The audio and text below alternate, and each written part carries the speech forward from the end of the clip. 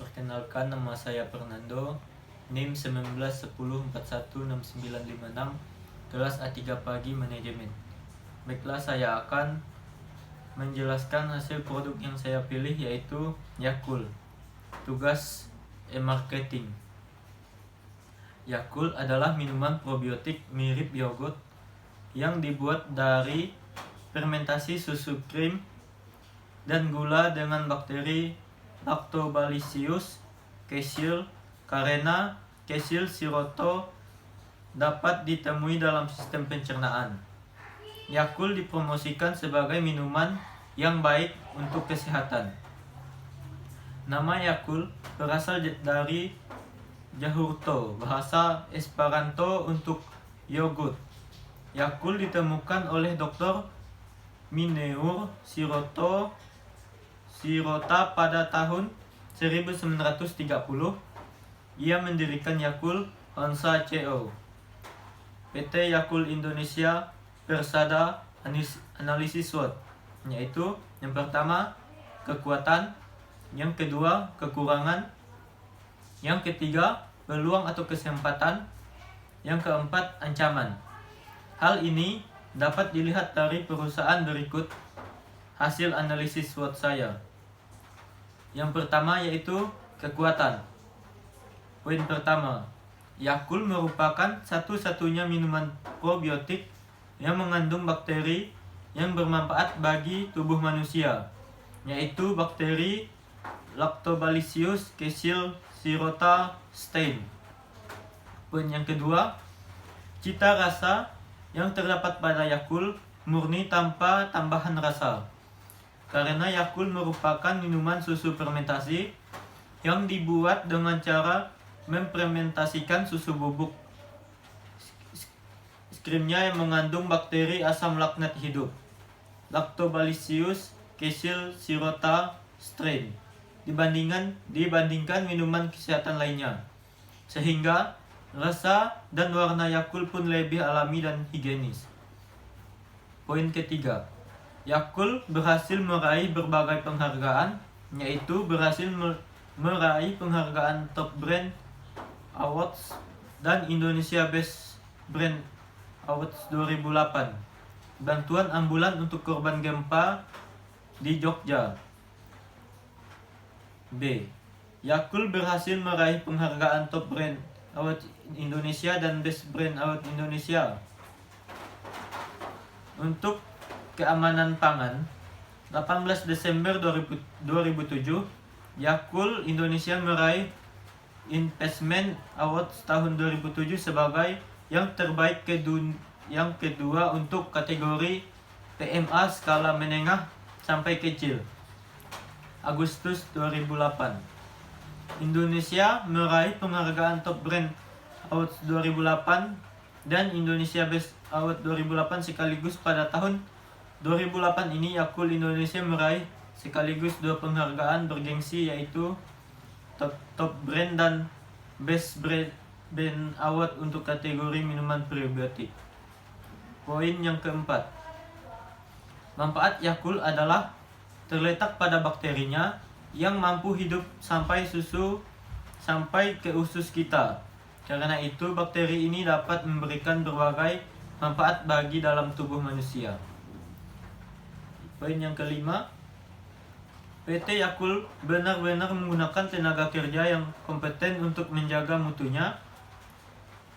Poin yang keenam, PT Yakult Indonesia Persada udah go internasional. Poin yang ketujuh, diadakannya pengkajian terus-menerus oleh Yakult ini terhadap produk yang dihasilkan berkenaan dengan kesterilan dan pada produknya. Poin ke-8, sarana dan prasarana produksi berupa alat-alat canggih dan modern. Poin ke-9 yaitu mempunyai staf ahli. Poin ke-10, penindustrian yang luas.